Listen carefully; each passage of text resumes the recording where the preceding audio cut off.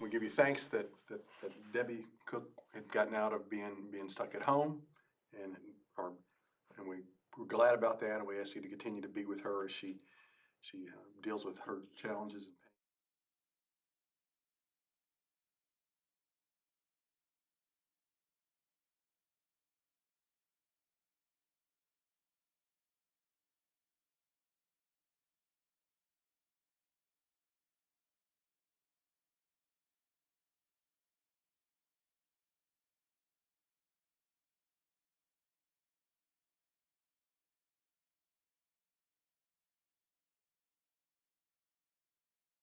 And if you didn't know Jim Gardner, he was a great teacher, but he kind of seemed to stumble when he was reading the Bible. And it turned out, oh, that's because he was just translating from the Greek as he went. And, Wow. yeah, he was a special teacher. Okay, this class is going to be taught by a team. I'm going to probably do March. Ben has got a chunk signed up for. Gabe has got a chunk signed up for, and Dave Good are all signed up to be here for 2 Corinthians. We got like 12 weeks and 13 chapters. Mike Palmer said he would teach chapter 14 through 17. It took me a minute to understand what he was saying. All right. Get back to my notes of what I'm doing here. So I don't know about you guys, but you talk about how when you are teaching, you learn more than anybody else. I hope that's not true. I hope we all learn a lot, but I will have to admit that my ignorance of 2 Corinthians was more than I had even imagined when I started studying to start this class a month ago. There's a lot of things I didn't know and was sort of surprised by as I was reading. So tonight we're gonna do an introduction, some context stuff about 2 Corinthians, start a look at the first chapter, and we'll be going through the first 3 chapters in the week after that, and then 4 through 7 coming up at following on. So we'll just today is context and introduction, and then we'll start looking at the very first part of it.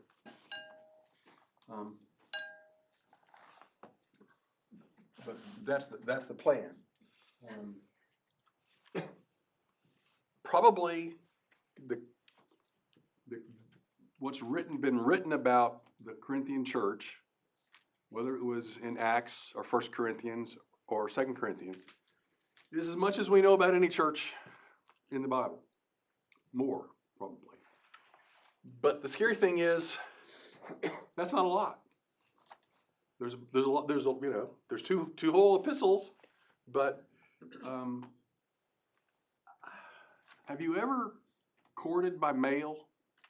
Did any of y'all old enough to do that? My wife and I did in 1979. I had been to her brother got married, and I hadn't seen her in a couple of years, and we sort of clicked at the wedding, and then I started writing her letters, and she started writing them back.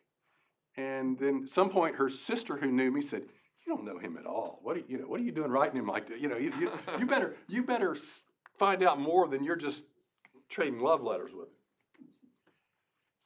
But what if you found all that correspondence? We sent blind questionnaires back and forth. Here's some questions for you. Here's some questions for you, and you didn't see them till you didn't see the other person's answers till after you wrote yours. But what if you only had one side of that? Which you would know that we were, close. You're gonna know that we got married, whatever. But you wouldn't know where both sides were coming from. And that's what we're dealing with to some degree with the Corinthian letters. In 2 Corinthians, Paul does a lot of things, and a bunch of them are defending himself against accusations. But of all the things he's defending himself against, you only know one specific accusation, and that was that he didn't take a salary. And some people didn't like that. There's a whole bunch of other things where he defends himself, And you got to sort of imagine, well, or conclude, what was the problem that he's addressing? I mean, in 1 Corinthians, it wasn't quite the same.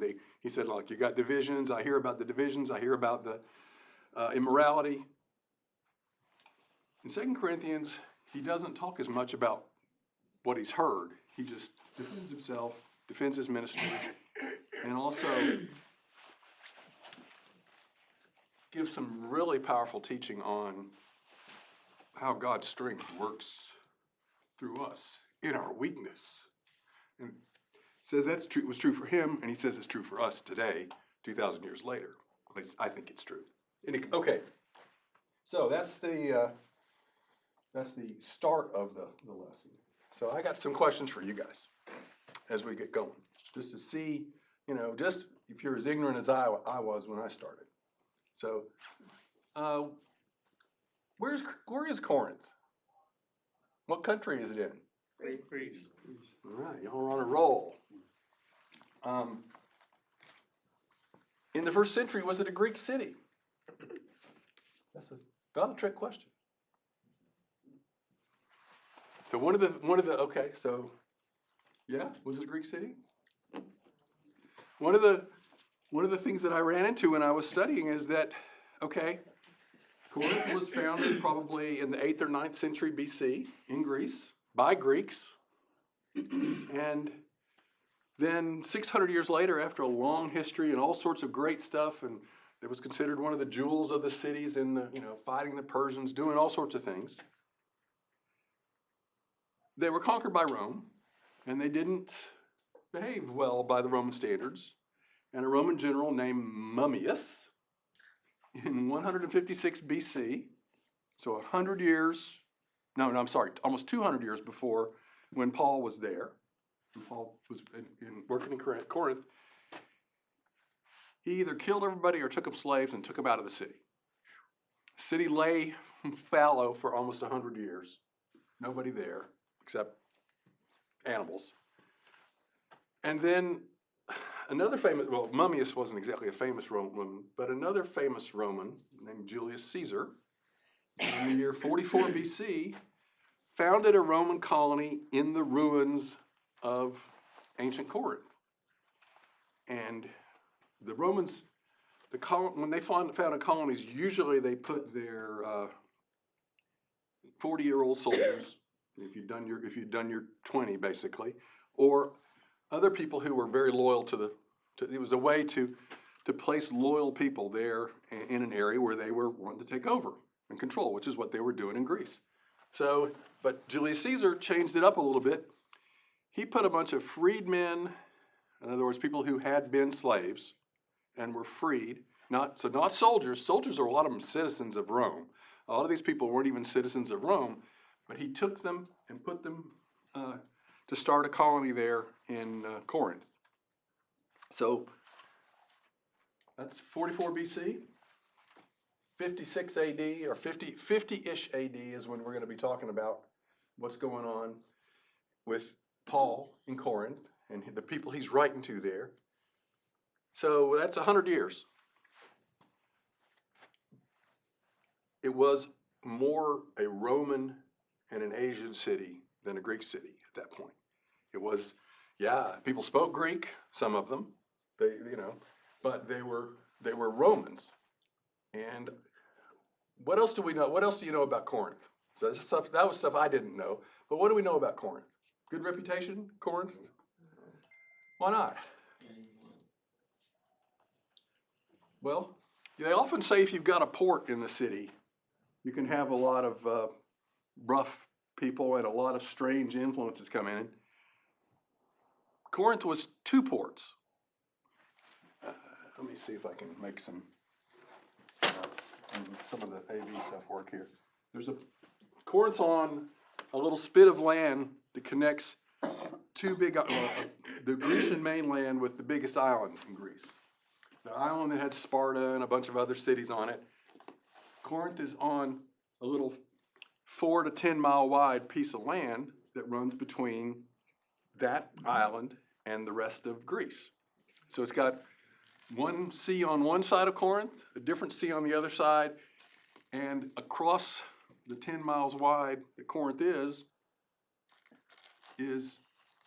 a way to save hundreds of sailing miles if you could get your stuff from one side to the other. And there were decent ports, decent, places to shelter from storms and to dock on either side. So that's why it was a city for 600 years before the Romans killed everybody. Because you could have somebody carry your goods across to another ship on the other side and save all this time and money and be safer because, they don't really have storms that they'll sink your ship when you're on the dry land. And it actually, as early as 600 BC, they had a path or paths with ruts set up so that you can basically have a gravity railroad. You could pull small boats on carts or goods on carts from one side to the other. Apparently, in about a few years after Paul was there, they tried to start a canal to cut through. They didn't get it done until 1888.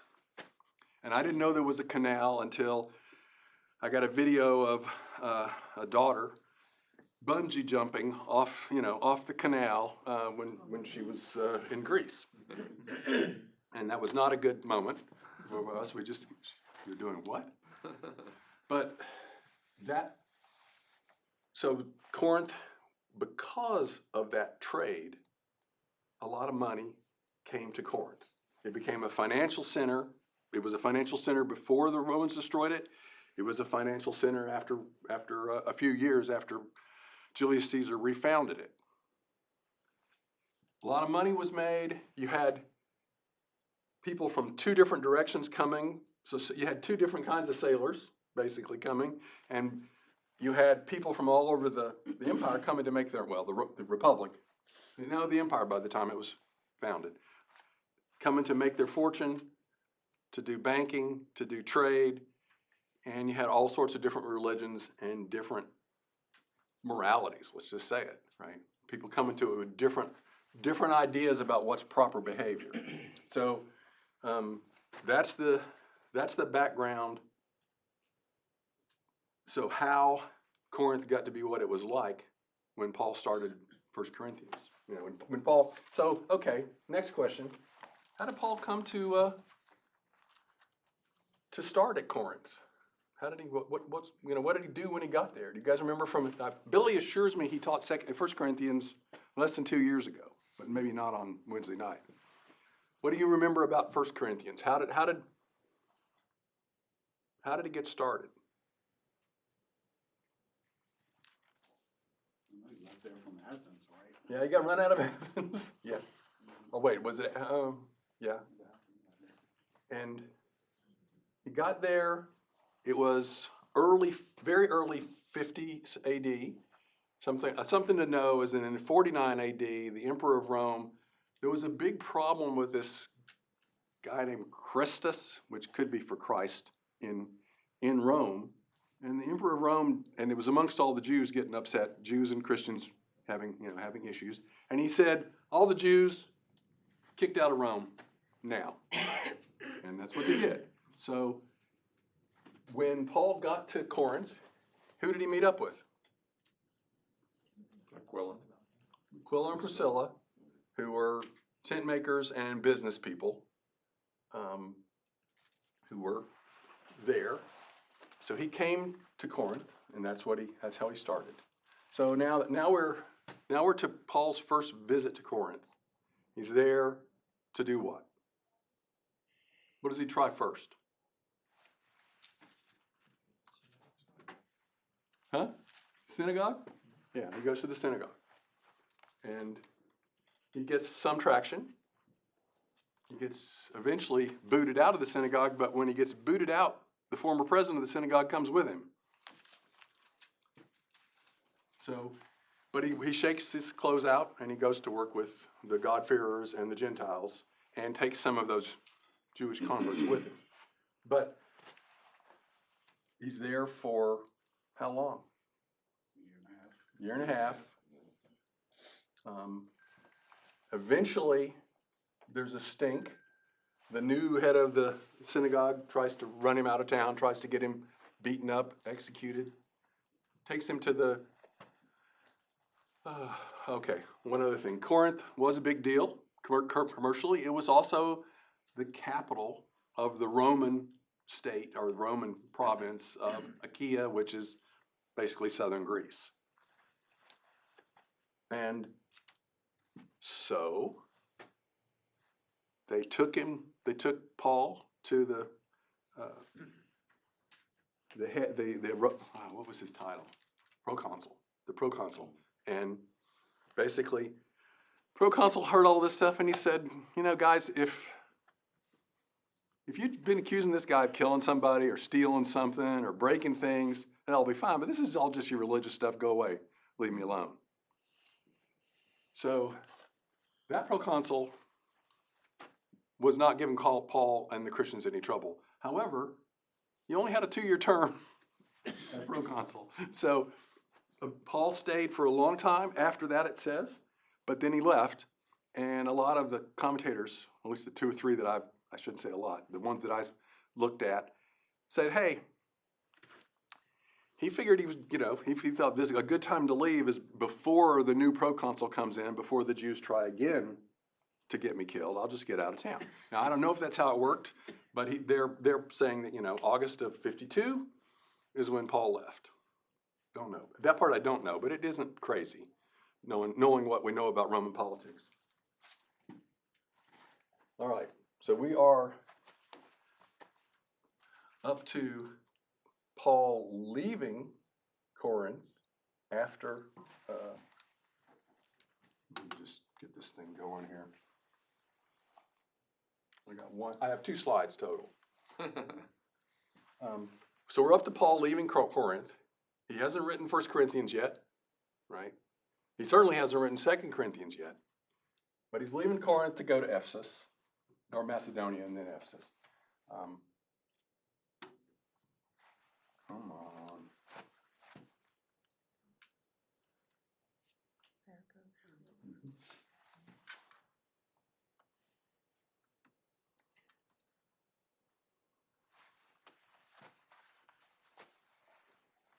Okay. So there's all these things that happen with Paul and the Corinthians. You know, you guys are supposed to be in the middle so I can stand on one side and not block your view. So we talked about this starting about 51 and 52 in Corinth the first time he was there. These dates are guesses, right? The guesses by, you know, very learned people and people who've studied things, but they're still, the order's probably right. The years might be a little bit wrong. Like, you know, that guy who said that he left in 52 in August was saying, you know, that's because he needed to get out of town because there might be a new sheriff. But some things that we do know that happened is that there's a letter that Paul sent to Corinthians before there was ever a 1 Corinthians. Could somebody grab 1 Corinthians 5:9 and read it for the group?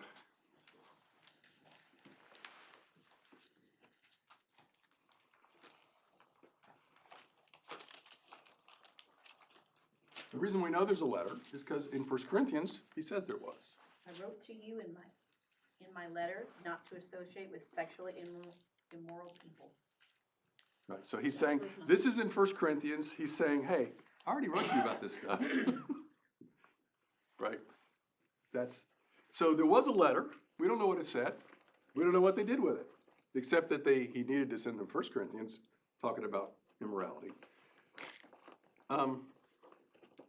Then Acts 19 tells us he was in Ephesus after Corinth. So most people figure that's where he wrote 1 Corinthians. And then, I forgot my question. The key question was going to be, and it's already given away, how many letters did Paul write to Corinthians? And the answer is at least 3 and probably 4. Because he talked, depending on, you'll find in 2 Corinthians, he had visited, he mentions a visit. It's possible he's looking forward, but it sounds like he's not. He's looking back. And that's in, I think that's in 7:8, 2 Corinthians 7:8, we'll get there. But that he visited and things didn't go well, and then he wrote a severe or tearful letter. He had a tearful visit and a severe letter. Those things happened. Oh, man.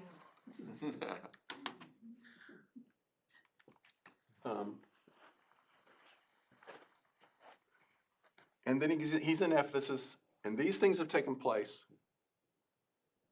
And then he writes 2 Corinthians, because obviously this stuff happened earlier. He's referencing it in 2 Corinthians. And then finally, there are a lot of people that think that it's pretty obvious he came back through on his way on the third. This was the second missionary journey piece, and this was third missionary journey when he came back through. We're gonna hear about a collection for the saints in Jerusalem that was probably picked up then and brought back. So, and that's after Ephesus, because even 1 Corinthians talks about the contribution for the saints in Jerusalem. 2 Corinthians does too. So it hasn't happened yet. We're getting it ready. We got to get it there. And then a lot of people think he was in Corinth. It says he was in Greece for 3 months in Acts. And so a lot of folks think that that's when he writes Romans, and probably from Corinth. But that this is one that's less sure than any of the other stuff up there. So he's, it's like a preacher coming to your congregation and leaving and coming and leaving and working with you. It's, this is over a period of 6 years, 7 years. A lot of stuff going on. So 2 Corinthians is the fourth letter? Yes, best I can tell. And that's what, it's either the fourth or the third. If you could possibly construe that this severe letter was 1 Corinthians, but 1 Corinthians was awfully diplomatic for most of it. So people don't think that. They think there was a severe letter. And the story there is, one of the big parts of 2 Corinthians is he's saying, okay, I sent you the letter, I sent Titus. Titus is giving me a report that you guys are straightening out your act from a point of view of morality, but that you've got questions about me. I mean, this is not what it says, but he's answering questions about his authority as an apostle, questions about, is he there, is he really the guy they think he is, kind of things. So this is, that's what 2 Corinthians is all about. It's about wrapping up some details from 1 Corinthians. It's about defending his authority. It's about presenting to the Corinthians this idea of Christ as the reconciliation of God and man. And also, something that's over and over through it is that this thing I said about God's strength through our weakness. Because it is, we'll see it. It'll happen. It'll come over and over again. That Paul talks about how he's, all the bad things that have happened to him, and that he's gotten stronger through them because God made him stronger. And he's going to talk about how God comforts us, how God comforts one person so that person can comfort someone else. Total flip of the idea of the, strong people take care of themselves. No, God's strength that comes in weak people is that, it's like talking about to die on a cross is the most shameful thing that can happen to you. Well, that's what Jesus did. So that whole concept, I think, is something that Paul feels like they need to know. And I think part of that's because there were people who had come through after Paul was not there anymore.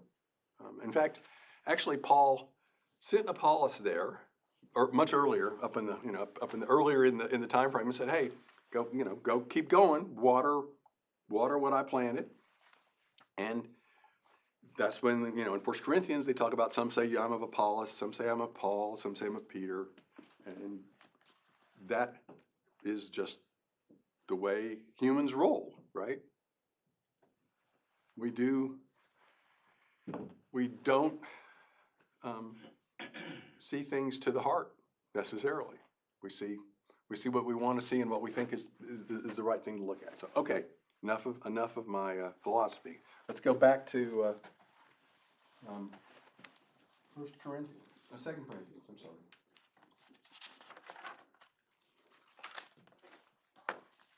See if I got anything else that we want. Okay. Let's just look at the first seven verses this time. Anybody who'd be up for reading the first 7 verses of 2 Corinthians? Paul, an apostle of Christ Jesus by the will of God, and Timothy, our brother, to the church of God which is at Corinth, with all the saints who are throughout Achaia. Grace to you and peace from God our Father and the Lord Jesus Christ. Blessed be the God and Father of our Lord Jesus Christ, the Father of mercies and God of all our comfort, who comforts us in all our afflictions, so that we will be able to comfort those who are in any affliction with the comfort with which we ourselves are comforted by God. For just as the sufferings of Christ are ours in abundance, so also our comfort is abundant through Christ. But if we are afflicted, it is for your comfort and salvation.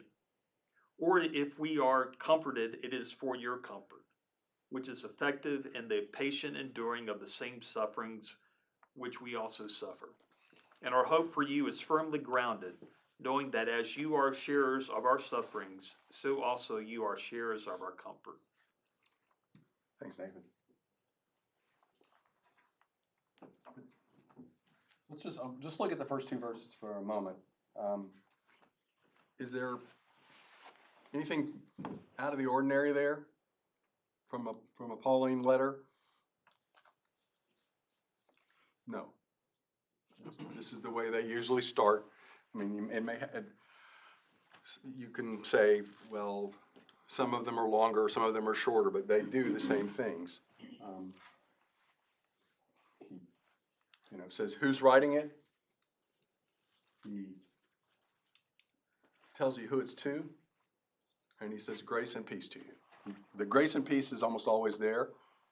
Who's with him? Who it's to? That's the way it works. The interesting thing is, this is not just Corinth. This is all the saints in that whole area. And there were other churches. Another port town on that isthmus, Centuria, I can't say it that well, also had a church for sure. And there were more than just the Corinthians. Well, we often look at these letters and say, well, they were meant to be. How are they going to work? Somebody's going to read it out loud in church, right? And that church could be in a little house. It could be in the guy who's one of the members of the Corinthian church. His name was Gaius something or other. Sorry, guys. He was the treasurer of Corinth. So he was not doing badly. And apparently everybody in Corinth who was a Christian could meet in his house. Big house, probably. But there were also little churches. And also Aquila and Priscilla, Paul's fellow tent makers, they had churches. Wherever they went, there was a church in their house. And they did move different places, including back to Rome and other areas. When 6 or 7 years, there's a new emperor, and he's okay with Jews in Rome. He doesn't see them causing the problems. Okay, so first 2 verses are nothing special. Does anybody have, for verse 3, does it say, blessed be the God and Father instead of praised? Or praise be? King James says blessed, several others say blessed. I had to get regrounded in that the Greek word can mean praise too, as well as blessed. And that's, so it seems like praise is a better English translation, unless you already knew that blessed and praised, in some ways mean the same thing. But then this stuff about comfort and troubles. The Corinthians didn't seem to have, it wasn't that they had troubles, or at least they didn't know it, right? that's not what, Paul's talking about himself here and the people that are, with him. And that God comforts him and in his troubles. Because that's us, the people that are with him. In a few verses, which we may or may not get to today, Paul talks about how he thought he was going to die in Ephesus. And there are a lot of wild things happened in Ephesus when he was there, according to Acts. So we don't know what it doesn't say. Paul doesn't say what it was that made him think he was going to die. Was he sick? Doesn't say. Was he under sentence of death from, or did he think they were, he wanted to go to that forum where they were screaming, "Great is Diana of the Ephesians." So, that maybe that was what he was, we don't know. But he said he felt like he was already sentenced to death. That's what's going to say in a little bit. So, but if he says, if we are distressed, it is for your comfort and salvation. If we are comforted, it is for your comfort, which produces in you patient endurance of the same sufferings we suffer. What the heck is he talking about? Earlier there in verse 5, he talks about that we share abundantly in the sufferings of Christ. So what is that? What does that mean? What are the sufferings of Christ that they're sharing abundantly in? Well, Christ was whipped, crucified, found guilty of things he didn't do. That's certainly part of it. I mean, you're right. What about verse 4, just before 5? Who comforts us in all our troubles so that we can comfort those in any trouble with the comfort we ourselves receive from God.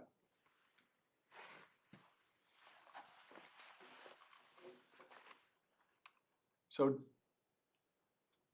when you're troubled, does it make you feel like you can comfort others? Not when you're in the middle of it. Sometimes you're struggling yourself, but once you get past it and see that you're going to be okay, I've thought that over my life several times where, okay, I get it. I can go to that person and say, I've been where you are and you're going to be okay. It's going to take time, but you can work it through. But if you've never had certain situations, you can't know unless you've had something similar happen to you. You still can comfort people, but not the same way as when you have been through it. Yeah, I mean, Paul seems to be saying that God actively works in you when you're suffering. Yeah, he makes good out of it, out of something bad. At least when he's suffering.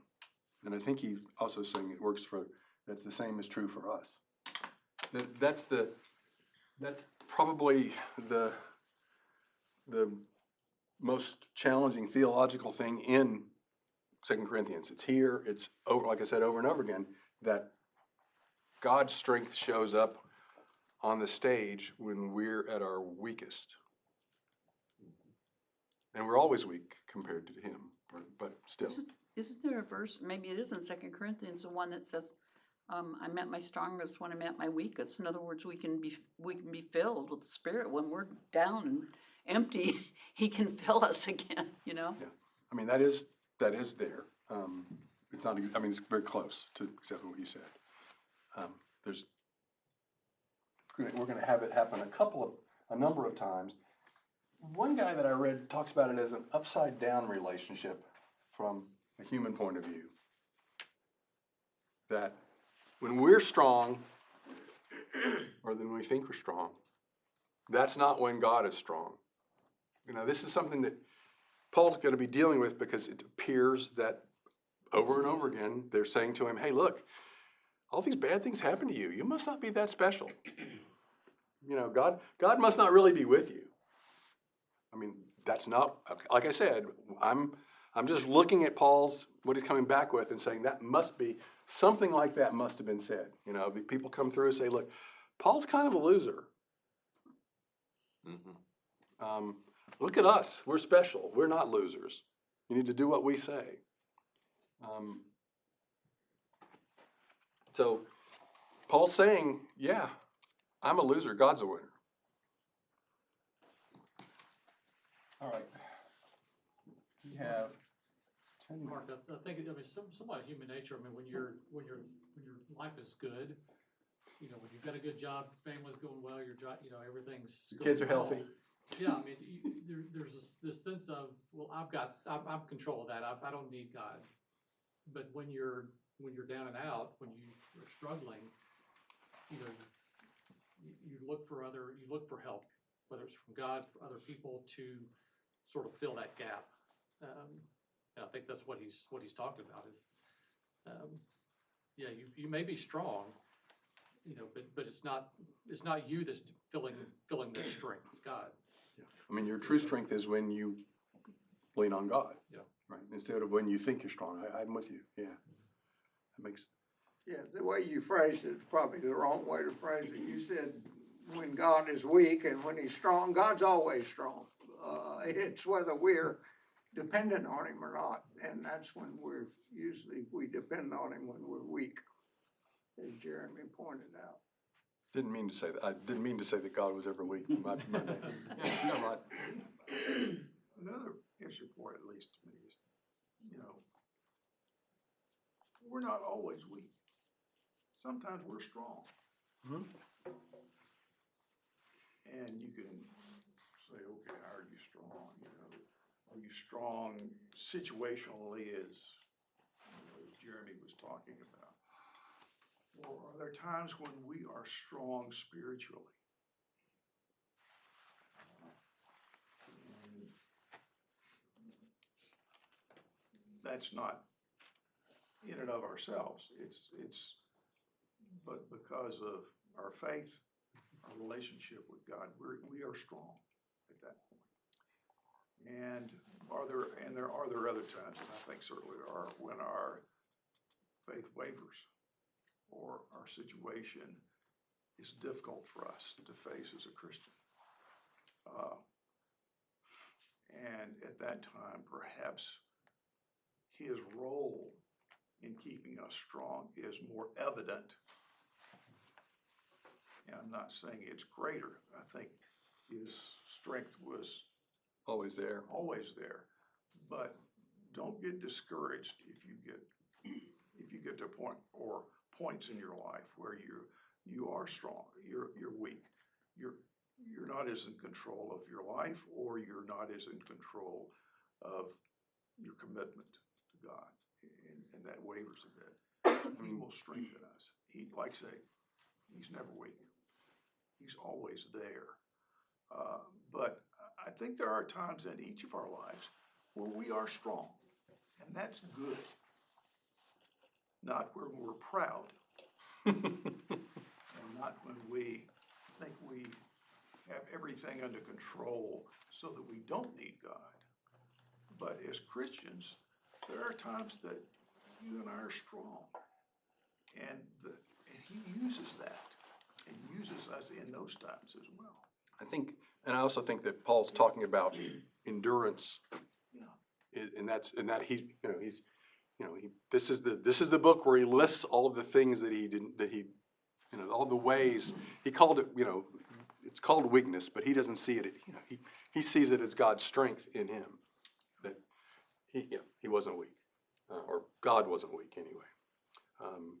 But another theme of the book is going to be endurance and courage in the face of tough things happening. I often think about, Paul had, of course, such a purpose, and, if they wanted to take him out, I mean, if God allowed it, they could have taken him out so many times, you know what I mean? Like, it just was amazing.